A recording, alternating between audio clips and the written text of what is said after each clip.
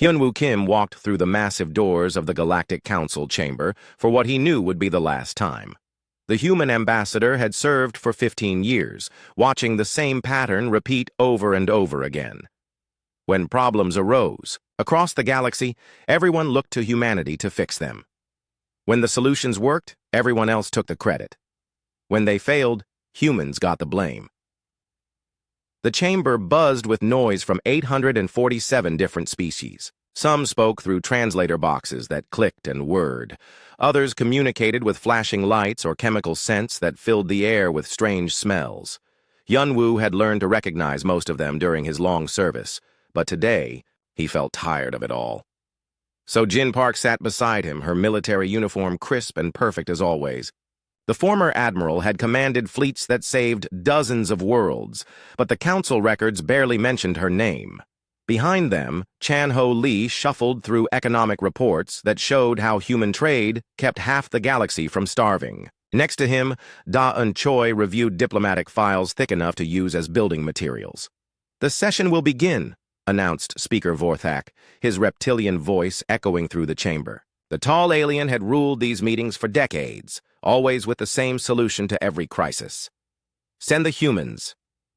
We face a grave situation in the Outer Rim," Vorthak continued, his scaled hands gesturing toward a holographic display. The image showed star systems locked in conflict, with red markers indicating battles and yellow ones showing refugee camps. "The Corvani Empire advances against the peaceful Delthran colonies. Millions of lives hang in the balance." Murmurs filled. The chamber as representatives discussed the crisis in their various languages. Hyunwoo had heard this story before, just with different names and different planets. A stronger species attacked a weaker one. The council met to talk about it. Then they told humans to solve it. "What does the human delegation propose?" asked Vorthak, not even pretending to consider other options. Hyunwoo stood slowly, feeling the weight of every eye in the chamber upon him. He had prepared for this moment for months, working with his team to create a comprehensive solution. "The situation requires a multi-phase approach," he began, activating his own holographic display. "First, we establish a neutral zone between the Corvani and Delthran territories.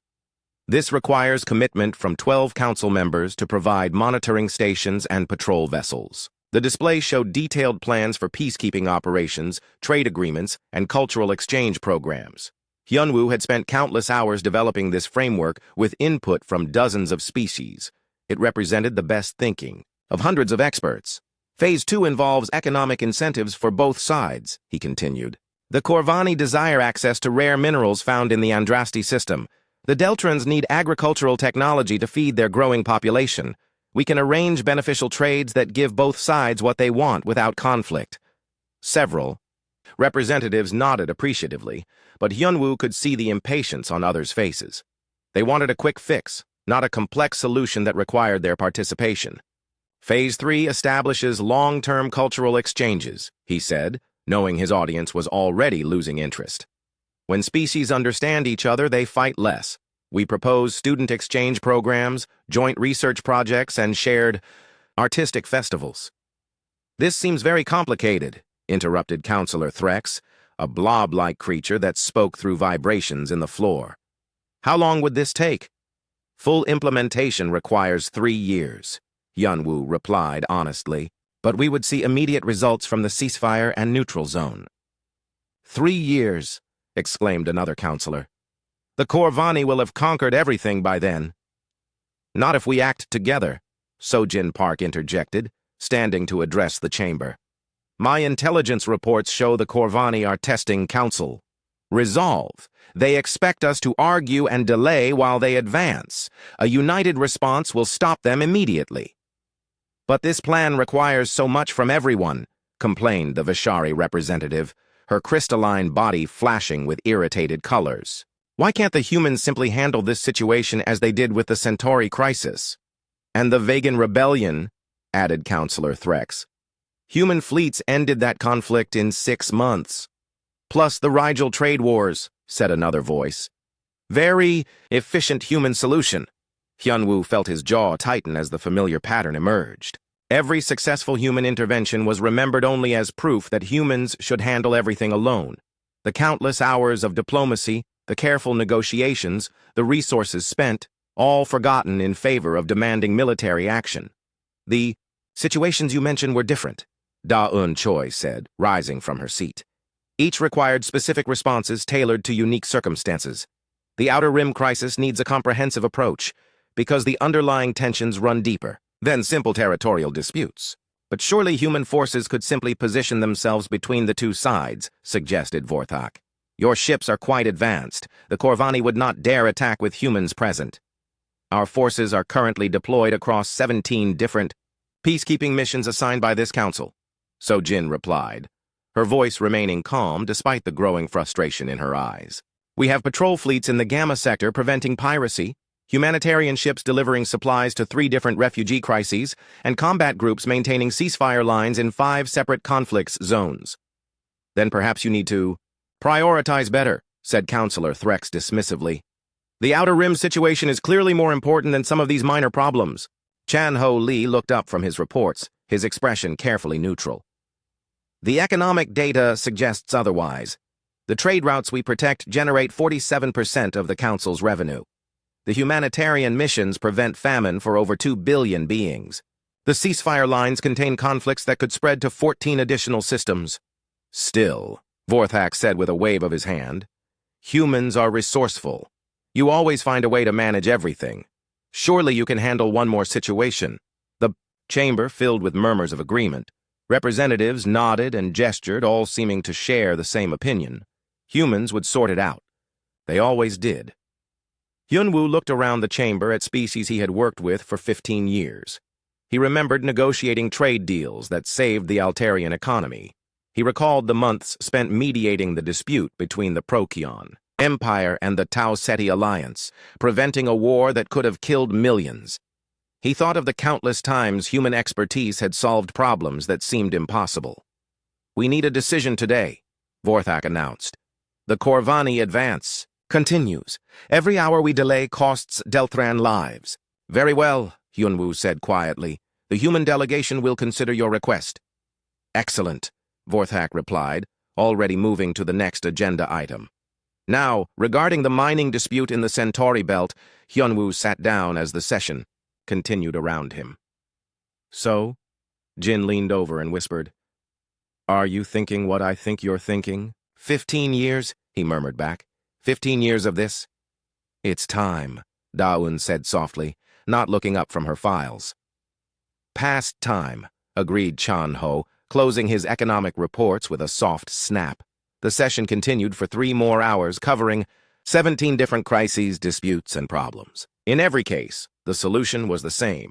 Let the humans handle it. Use human ships, human diplomats, human expertise, human resources. And when the problems were solved, let everyone else take credit for the peaceful galaxy. As the session ended, and representatives began filing out, Hyunwoo gathered his team around him. They moved to a small conference room reserved for human use, a space that had seen countless strategy sessions over the years. Well, he asked, looking at each of them in turn. I'm tired, Sojin said simply. Tired of risking human lives for people who don't even remember our names. The economic burden is becoming unsustainable, Chanho added. We're spending more on council operations than on our own colonies. And diplomatically, we're getting nothing in return, Da-un concluded. No increased representation, no shared decision-making, no recognition of our contributions. Hyunwoo nodded slowly. Then we're all in agreement? 4 hands met in the center of the table. Let's go home, Hyunwoo said. Outside the conference room, the great chamber of the Galactic Council continued to buzz with activity. Representatives planned their next requests for human assistance, secure in the knowledge that humans would always be available to solve their problems. They had no idea that everything was about to change. Tae-Hyun-yoon stood on the bridge of the HSS Perseverance, watching the last transport ship dock with his vessel. The Delthran refugees filed aboard in orderly lines, their pale blue skin showing the stress marks that appeared when their species faced extreme danger. Children clutched small belongings while their parents carried official documents that might never matter again. That's the last group from the surface, Captain, reported his communications officer. 15,000 civilians total. Any word from the other evacuation ships? Taehyun asked, reviewing the status reports on his screen. The Harmony and the New Dawn have completed their runs. The Soul's Pride is finishing up at the mining station. All ships report successful evacuations with no casualties. Taehyun nodded, feeling the familiar weight of responsibility.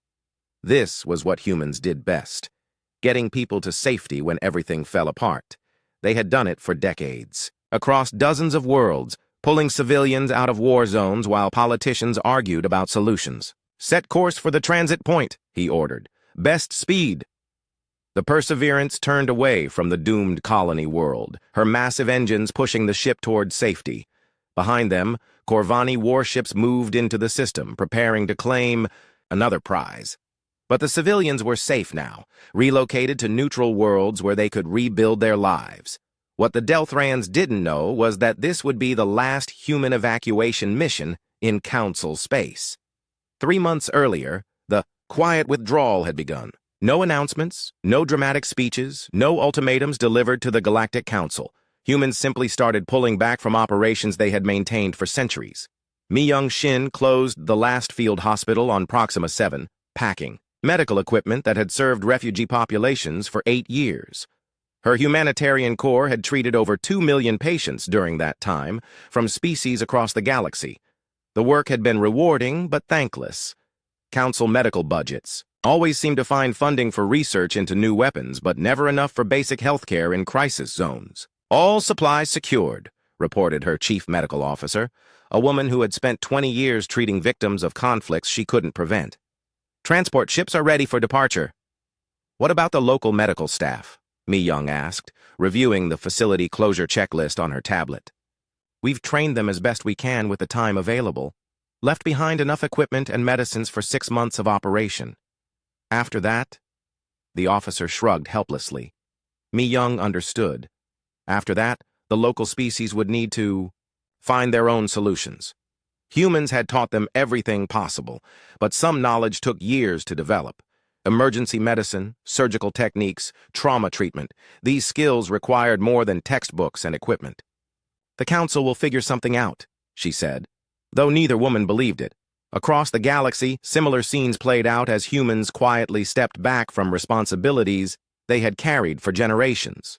Jamin Kong shut down intelligence, sharing networks that had prevented 3 major wars in the past decade. His agents had spent years building relationships with informants, creating early warning systems, and gathering the information needed to stop conflicts before they started.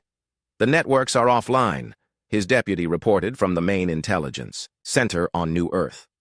"All agents have been recalled to human space. Counterintelligence protocols are active." "What about ongoing operations?" Jamin asked, though he already knew the answer. "Suspended. The Council species will need to develop their own intelligence capabilities." The deputy didn't mention that those capabilities would take decades to match what humans had built. The complex web of contacts, the cultural understanding needed to interpret alien communications, the analytical frameworks for processing information from hundreds of species, all of it had been developed through centuries of patient work. Yejin Wu faced similar challenges as she reorganized human colonial administration. Trade routes that had connected council worlds for 200 years were being redirected to serve human settlements instead. The efficient supply chains that had prevented famines and shortages across dozens of systems were being dismantled and rebuilt to focus on human needs.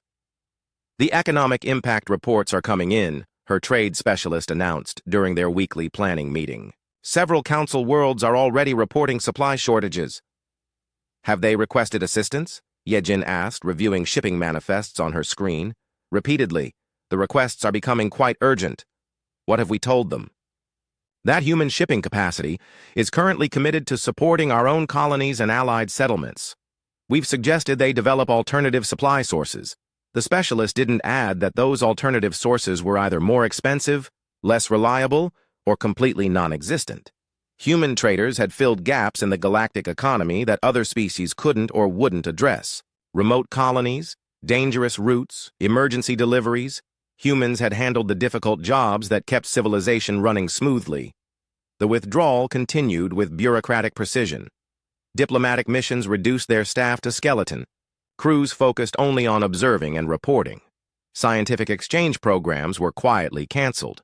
Cultural festivals that had brought species together for generations found themselves without human organizers or participants. On New Sol, the capital world of human space, government officials processed the logistics of withdrawal with careful attention to detail. Every operation needed to be concluded properly, every obligation fulfilled according to existing agreements. Humans might be leaving, but they would do so with their reputation for reliability intact. "The timeline is holding," reported the Minister of Galactic Affairs during a cabinet meeting. "All major operations will conclude within the next 3 months. Humanitarian missions are wrapping up, trade routes are being redirected, and military assets are returning to human space." "Any protests from the Council?" asked the Prime Minister. "Complaints about delays and reduced services. Some requests for explanations. But they seem to assume we're just reorganizing our operations. Most appear to believe we'll resume normal activities after some kind of internal review." The Prime Minister nodded grimly. The Council's assumption made sense. From their perspective, humans had always been available, always willing to solve problems and provide services. The idea that humanity might simply choose to stop was apparently unthinkable. Military commanders reported similar experiences as they concluded peacekeeping operations across the galaxy. Combat fleets that had maintained ceasefire lines for decades received new orders to return to human space. Patrol squadrons that had protected trade routes from pirates began focusing on human shipping instead. Admiral So-Jin Park reviewed the final deployment reports from her office on Luna Base. Her forces had maintained peace in 17 different sectors, preventing conflicts that could have killed billions. The cost in human lives and resources had been enormous, but the work had been necessary, or so they had believed. "The last patrol ships have crossed into human space," her aide reported. "All peacekeeping operations have concluded. Military advisors have been recalled from allied species." "Responses from local governments?" So-Jin asked. "Confusion mostly. Several requests for clarification about when normal patrols will resume. The Centauri Alliance has offered increased compensation for continued protection services." "Declined?"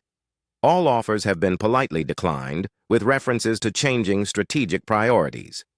The Admiral understood those changing priorities. For too long, human military forces had been scattered across the galaxy, maintaining order for species that contributed little to their own defense. Meanwhile, human colonies on the frontier faced constant threats with minimal support. It was time to protect their own people first. The withdrawal accelerated as autumn arrived in Earth's northern hemisphere. Space stations that had served as neutral meeting grounds for diplomatic negotiations found themselves without human staff. Research facilities that had developed technologies benefiting the entire galaxy focused their efforts on purely human projects. Most remarkably, it all happened without drama. No angry resignations, no public condemnations, no demands for better treatment. Humans simply packed their equipment, finished their contracts, and went home. The Galactic Council barely noticed at first. When human services became unavailable, they assumed temporary maintenance issues or budget delays. When humans declined new assignments, they interpreted it as scheduling conflicts or resource constraints. After all, humans had never said no before. By winter, the pattern was becoming harder to ignore. Emergency response times increased dramatically when crises erupted without human intervention.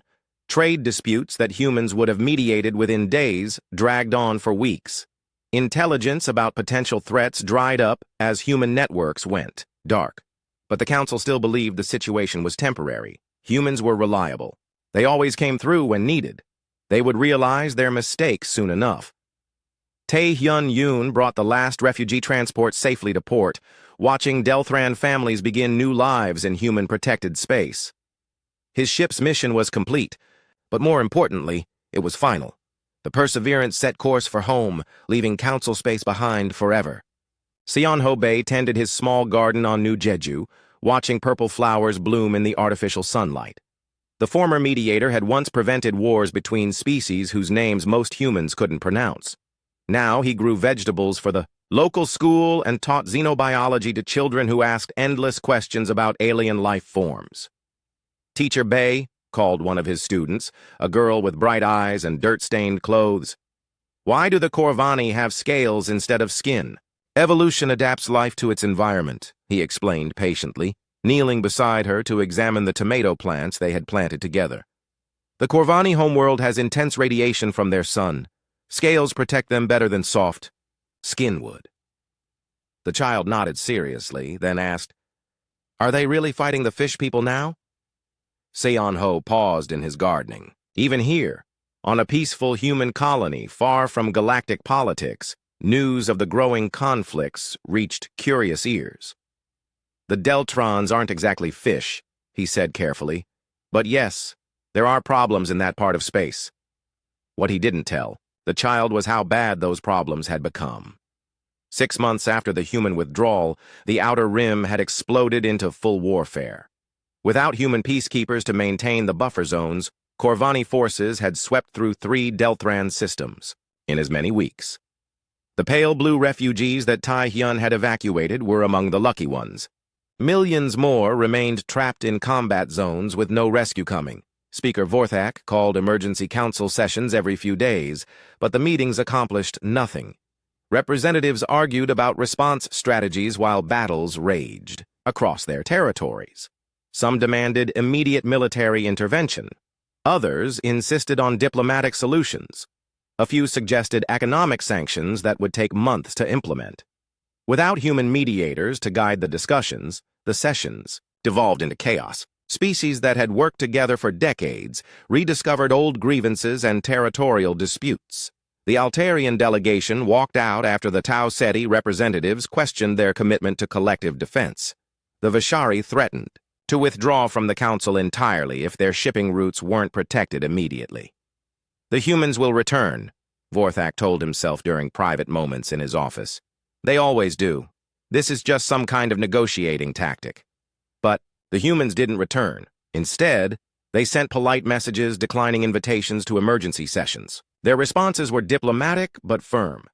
Human forces were committed to protecting human interests. Human diplomats were focusing on human concerns. Human resources were directed toward human priorities. The pattern of withdrawal became impossible to ignore as other crises erupted across the galaxy. The Rigel Mining Consortium collapsed when pirates attacked their operations without human patrols to stop them. Trade routes that had operated safely for decades became dangerous as criminal. Organizations expanded their activities. 3 separate border disputes flared into shooting wars when human mediators failed to appear at scheduled negotiations. Hee-Wan Nam commanded a merchant vessel that had once carried goods throughout Council space.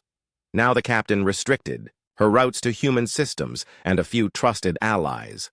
She had seen what happened to ships that ventured into unstable regions without protection. Another distress call from the Vegan sector, her communications officer reported as they approached New Busan Station. "Freighter under attack by unknown vessels." "Position?" Haiwan asked, though she already knew what her answer would be. "Outside. Human space. About 4 hours at maximum burn. Log the call and transmit to local authorities," she ordered. "We're not equipped for military response." Her crew understood. Their ship carried defensive weapons suitable for deterring petty criminals, not the organized fleets that now roamed freely through former council territory. Human merchant vessels had once traveled safely because human warships patrolled the space lanes. Without that protection, civilian ships stayed close to home. The economic effects rippled outward like waves from a thrown stone. Supply chains built over centuries began breaking down as shipping became unreliable. Worlds that had depended on human trade networks found themselves cut off from essential resources. Manufacturing centers lost access to raw materials. Agricultural worlds couldn't export their products to distant markets. On Proxima 7, the medical facility that Mi Young had closed struggled to cope with increasing patient loads. Local doctors did their best with limited training and dwindling supplies. Emergency cases that human medical teams would have handled easily became complicated procedures with uncertain outcomes. Dr. Kextry, the facility's new director, stared at surgery schedules that had tripled since the humans left. His species possessed excellent manual dexterity and sharp eyesight, but they lacked the broad medical knowledge that human doctors brought to emergency medicine. Humans seemed to understand injuries and diseases across dozens of species, while his team specialized in treating only their own kind. "We need human medical assistance," he told his staff during their morning meeting. "These casualties from the Corvani advance require techniques we haven't mastered." "Have you requested help?" asked his chief nurse. "Multiple times. The responses are always the same. Human medical resources are committed to human populations. They suggest we contact other council species for assistance." What he didn't say was that other council species had similar limitations. Each had developed medicines suited to their own biology, but few possessed the comprehensive knowledge that humans had accumulated through centuries of treating diverse populations. The intelligence networks that J-Min had shut down left similar gaps in council capabilities. Without human analysis and early warning systems, conflicts erupted without advance notice. The carefully cultivated network of informants and observers that had prevented 3 major wars simply disappeared overnight. General Corvani Drex took full advantage of the intelligence vacuum. His forces moved through space with impunity, knowing that their enemies couldn't predict his strategies or movements. The complex early warning systems that had once tracked military buildups were gone. The sophisticated analysis that had identified potential threats before they developed was no longer available. "The council appears blind and deaf," he told his staff officers during a planning session. "Their response times have increased by orders of magnitude. They seem to have no advanced knowledge of our operations." "Should we accelerate the campaign?" asked his chief strategist. "Absolutely. We may never have a better opportunity to expand our territory." The Corvani advance continued with brutal efficiency. Without human peacekeepers to maintain buffer zones, without human diplomats to negotiate ceasefires, without human intelligence to provide early warning, the Council's response was always too little and too late. On New Terra, Jin Young Lee monitored the deteriorating situation from her position as head of the Planetary Defense Force. Intelligence reports from the former Council space painted a picture of accelerating collapse. The carefully maintained balance that had preserved peace for decades was falling apart without human involvement. "The Corvani have taken 2 more systems," she reported during a security briefing with colonial leadership. "Refugee populations are estimated at over 50 million and growing." "Any requests for human assistance?" asked the governor. "Constant requests. The council has offered increased representation, economic incentives, and favorable trade agreements in exchange for resumed peacekeeping operations. Our response? Polite declines with references to changed strategic priorities. We are maintaining humanitarian aid for refugee populations in neutral space, but no military intervention in council territory." The governor nodded approvingly. Human colonies on the frontier faced their own security challenges. Every ship committed to council operations was a ship that couldn't protect human settlements from raiders, pirates, and hostile aliens. As autumn arrived, the council's situation continued to deteriorate. 3 member species formally withdrew from the organization, seeking separate peace agreements with the Corvani Empire. Others reduced their participation to observer status, unwilling to commit resources to collective defense without human leadership. The great communications network that had connected hundreds of worlds began experiencing frequent failures. Human technicians had maintained the complex systems for decades, but their replacements lacked the institutional knowledge needed for proper repairs. Messages took days to reach their destinations instead of hours. Emergency communications often failed entirely. Trade networks fragmented as shipping became increasingly dangerous. The efficient supply chains that had prevented shortages across dozens of systems broke down completely. Worlds that had never experienced famine found themselves rationing food as imports stopped arriving. Scientific collaboration ceased as research stations closed or redirected their efforts toward local defense. Cultural exchanges that had brought species together for generations were canceled due to security concerns. The bonds that had held galactic civilization together were unraveling one by one. Speaker Vorthak spent his days in emergency meetings. That accomplished nothing. Representatives who had once worked together now blamed each other for the growing crisis. Some accused the council leadership of driving humans away through poor treatment. Minsu Park stood before the massive view screen in New Terra's Colonial Administration Center, watching construction mechs build another residential district. The former council economic advisor now managed urban planning for the fastest-growing human settlement in the outer systems. Where he had once calculated trade flows between dozens of alien species, he now designed cities for refugees fleeing the chaos that had consumed the galaxy. "The Altarian delegation has arrived," his assistant announced, checking the arrival schedule on her tablet. "They're requesting an audience about establishing a protectorate agreement." "How many does that make this month?" Minsu asked, though he already knew the answer. 17 species have requested some form of alliance or protection arrangement. "The Altarians are the third this week?" Minsu nodded grimly. The requests had started arriving 6 months ago as the galactic situation deteriorated beyond repair. Species that had once viewed humans as useful servants now begged for protection from the wars that raged across their former territories. The Corvani Empire had conquered 37 systems in 2 years, meeting minimal resistance from disorganized council forces. General Drex commanded fleets that struck without warning, overwhelming defenders who lacked the intelligence networks and rapid response capabilities that humans had once provided. His forces showed no mercy to civilian populations, turning conquered worlds into slave labor camps for his expanding war machine. But the Corvani were only one threat among many. The collapse of galactic order had unleashed conflicts that had been suppressed for decades. Ancient territorial disputes erupted into shooting wars. Trade disagreements became economic blockades. Resource competition led to system-wide battles. Yunji Kim commanded one of the few human vessels still operating near the war zones, but her mission was strictly humanitarian. The refugee transport ship arrived at another orbital station, crowded with civilians fleeing the latest Corvani advance. Her crew worked efficiently to process applications for resettlement in human space, but the numbers were overwhelming. "Status report," she requested from her chief medical officer as they reviewed the station's refugee population. Approximately 40,000 beings aboard this station alone. Mostly Deltrons from the recent conquests, but we're seeing refugees from 12 different species now. Medical conditions range from malnutrition to combat injuries to psychological trauma. "How many can we take this trip?" "Our capacity is 3,000. But Captain, we're seeing species that never had contact with the Corvani before. The conflicts are spreading." Yunji understood. The war had metastasized beyond its original boundaries as the breakdown of galactic order created opportunities for every ambitious leader with access to armed forces. The Rigel pirates had declared themselves an independent state.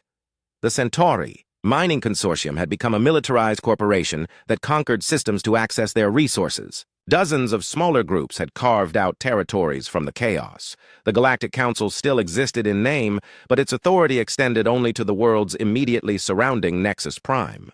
Speaker Vorthak presided over meetings attended by fewer representatives each month as member species either withdrew entirely or stopped sending delegates through increasingly dangerous space.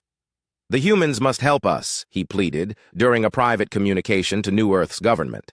"The galaxy is burning. Billions have died. Only human intervention can restore order."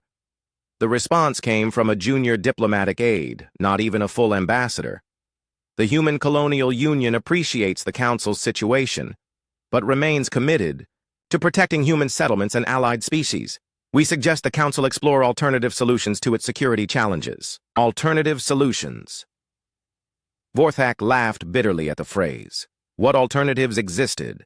The Council's own forces had proven inadequate against organized opposition. Member species that remained loyal lacked the military capability to project power across multiple systems. The complex logistical networks needed to coordinate multi-species operations had collapsed when human administrators departed.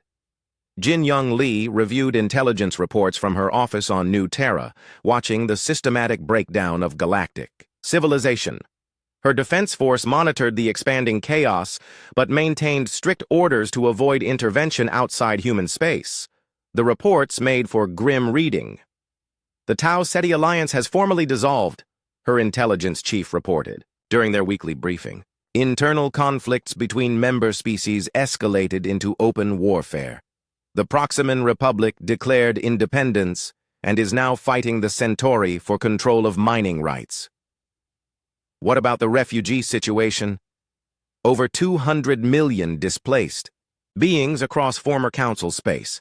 Our humanitarian ships are processing applications as quickly as possible, but we can only relocate a fraction of them. And the Council's response? They've requested human military intervention in 43 separate crises this month. Each request was declined with references to existing commitments. Those existing commitments were real enough. Human settlements on the frontier faced constant threats from raiders and hostile aliens. The forces that had once maintained peace across the galaxy were now concentrated on protecting human worlds and the growing number of allied species that had sought human protection. The Alliance requests had surprised many human leaders. Species that had taken human services for granted now offered substantial compensation for protection arrangements. The Altarians provided rare minerals in exchange for defense guarantees. The Vishari shared advanced crystal technology for humanitarian assistance. Even some Delthran survivors offered their expertise in hydroponics and terraforming. But the alliances came with strict conditions. Allied species accepted human leadership in military matters. They contributed resources to collective defense. Most importantly, they recognized human authority in their new relationships. It was a far cry from the old council system where humans did the work, while others made the decisions. Jong-Ho Kim led survey teams exploring new worlds beyond the galaxy's rim, searching for planets suitable for human colonization. The xenogeologist had once mapped resources for council exploitation. Now he identified opportunities for human expansion away from the chaos-consuming known space. Preliminary results from the Andromeda probe missions, he reported to the Colonial Planning Committee via quantum communication. 7 potentially habitable worlds identified in the target zone. Initial atmospheric readings suggest minimal terraforming requirements for 3 of them. Timeline for colonization? Asked the committee chair. First settlement ships could launch within 18 months if construction begins immediately. We're looking at establishing beachhead colonies outside the galaxy's gravitational influence, beyond the reach of current conflicts. The idea of extragalactic expansion had gained support as the situation in known space deteriorated. Why remain tied to a galaxy consuming itself in warfare when the universe offered endless possibilities for human development? Advanced human technology made such expansion feasible for the first time in history. While humans planned for the future, the present continued its downward spiral. The Great Library of Arcturus, repository of galactic knowledge for 4 centuries, closed permanently when human scholars departed and local staff proved unable to maintain the complex systems. Millions of years of accumulated wisdom became inaccessible as database networks failed and storage systems degraded without proper maintenance. Scientific research collaborations that had advanced knowledge across hundreds of fields dissolved as member species focused on immediate survival needs. Medical breakthroughs that could have saved millions were lost when research teams scattered to their home worlds. Cultural exchanges that had promoted understanding between species ceased entirely as travel became too dangerous. The economic collapse accelerated as trade networks fragmented beyond repair. Worlds that had specialized in particular industries found themselves cut off from both suppliers and customers. Manufacturing centers closed when raw materials stopped arriving. Agricultural worlds couldn't export food surpluses, while industrial planets faced starvation. On Proxima 7, Dr. Kextree watched his medical facility struggle with casualties from 3 separate wars. The equipment left behind by human medical teams was breaking down without proper maintenance. Supplies of medicines suitable for treating multiple species had dwindled to emergency reserves. His staff did their best, but they lacked the broad expertise that human doctors had brought to emergency medicine. "We're losing patients we could have saved," he told his remaining nurses during a brief break between surgeries. "The trauma cases from the latest Corvani raids require techniques we simply don't possess." "What about the medical databases, the humans left behind?" asked his chief nurse. "The systems require maintenance we can't provide. Half the medical files are already corrupted. The remainder will be inaccessible within months." The same pattern repeated across dozens of worlds as human-maintained infrastructure failed without proper support.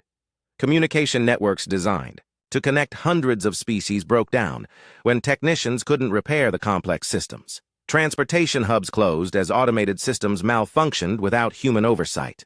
Dong-Hyun Choi walked through the observation deck of New Seoul Station, watching massive colony ships take shape in the orbital shipyards. The former ambassador now served as governor of the New Seoul system, overseeing humanity's most ambitious project in centuries. While the galaxy burned behind them, humans prepared to leave it entirely.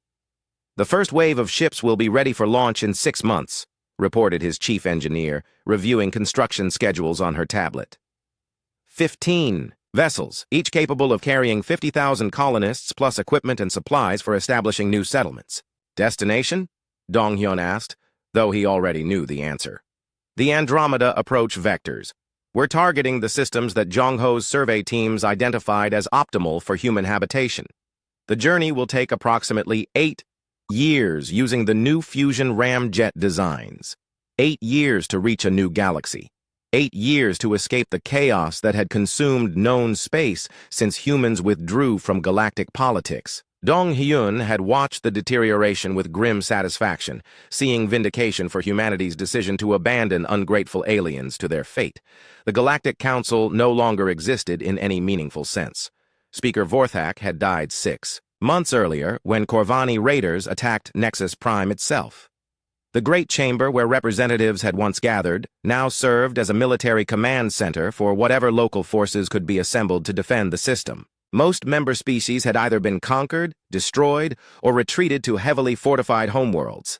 Su Jin Yang commanded the defense fleet protecting human space from the expanding chaos. Her ships patrolled the borders of human territory, with orders to prevent refugee incursions while allowing legitimate applicants for alliance status to pass through screening procedures. The careful balance required constant vigilance, as desperate species sought any form of protection from the wars consuming their former territories. "Status report from the border sectors," her aide announced during the morning briefing on Luna base. 3 more species have requested protectorate status this week: the Antarans, the Rigelians, and what remains of the Delthran government in exile. "Resources offered?" Su-jin asked, reviewing the applications on her screen. "The Antarans control significant deposits of rare earth elements. The Rigelians offer advanced computational technology. The Deltrons have expertise in aquaculture and marine engineering. Approved. Process them through the standard integration protocols." The protectorate system had evolved into humanity's preferred method of managing relationships with alien species. Unlike the old council structure where humans provided services while others made decisions, the protectorates involved clear exchanges of resources and expertise for protection and governance. Allied species contributed according to their capabilities, while accepting human leadership in military and political matters. It was a relationship that worked because it acknowledged reality. Humans possessed the military strength, technological advancement, and administrative competence needed to maintain order. Allied species provided specialized knowledge and resources that enhanced human capabilities. Both sides benefited, but only one side held ultimate authority. Jong-ho Kim stood in the command center of the deep space exploration vessel Pioneer, reviewing data from the latest probe missions beyond the galactic rim. His survey teams had identified dozens of potentially habitable worlds in neighboring galaxies, opening possibilities for human expansion that would make the current chaos irrelevant. "Long-range sensors have confirmed atmospheric composition on Target System 7, his science officer reported. "Oxygen-nitrogen mix within acceptable parameters, gravity at 0.9 Earth standard. Preliminary geological surveys suggest extensive mineral deposits." "Distance from any potential hostile forces?" Jong-ho asked. "Approximately 2 million light-years from the nearest known alien civilization. Complete isolation from current galactic conflicts." "Perfect. The extragalactic colonies would give humanity a fresh start in space untainted by alien politics or ancient grievances.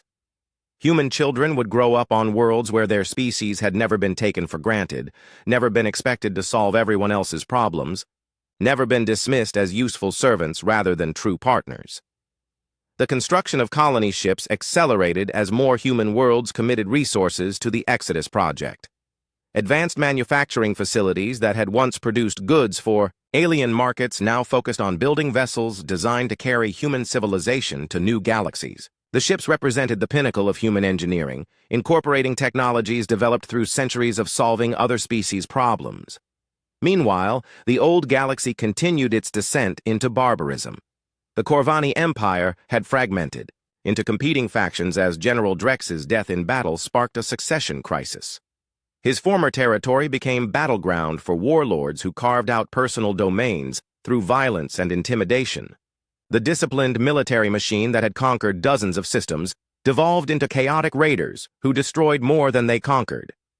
Other conflicts erupted as the last vestiges of galactic order collapsed entirely.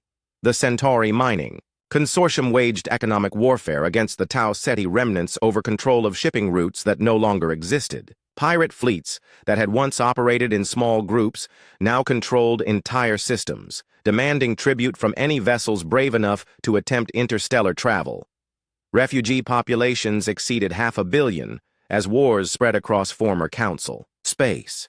Most remained trapped in combat zones or overcrowded camps on neutral worlds, but a fortunate few gained admission to human protectorates. The screening process was rigorous, accepting only those species that could demonstrate useful skills and willingness to accept human authority.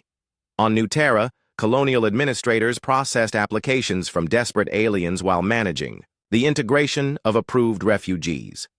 The successful applicants found themselves in a universe where competent leadership actually existed, where long-term planning replaced short-sighted politics, where problems were solved rather than endlessly debated. The Vishari integration is proceeding ahead of schedule, reported the colonial minister during a staff meeting. Their crystal-growing technology has improved our communication systems by 40%. In exchange, our defensive fleet has eliminated the pirate groups that were threatening their convoy routes. What about the Altarian mining operations? Asked the Economic Development Coordinator. Exceeding projected outputs. Their geological expertise combined with our extraction technology has tripled rare mineral production. The additional resources are being allocated to colony ship construction. The Protectorate system created a virtuous cycle where alien expertise enhanced human capabilities, while human protection allowed allied species to thrive. It was the kind of mutually beneficial relationship that should have existed within the old council structure, but political considerations had prevented logical cooperation.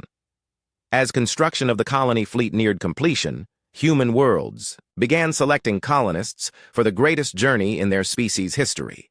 Priority went to families with useful skills, young adults willing to spend their lives building new civilizations, and experts in fields relevant to establishing settlements on alien worlds.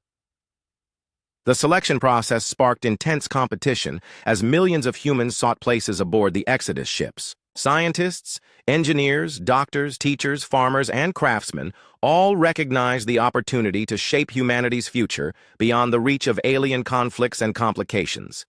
Dr. Yoonji Kim submitted her application to serve as chief medical officer aboard one of the colony ships, bringing her experience treating diverse alien biologies to the task of keeping human colonists healthy during the long journey. Her years of refugee rescue operations had prepared her for the challenges of providing medical care in isolated conditions with limited resources.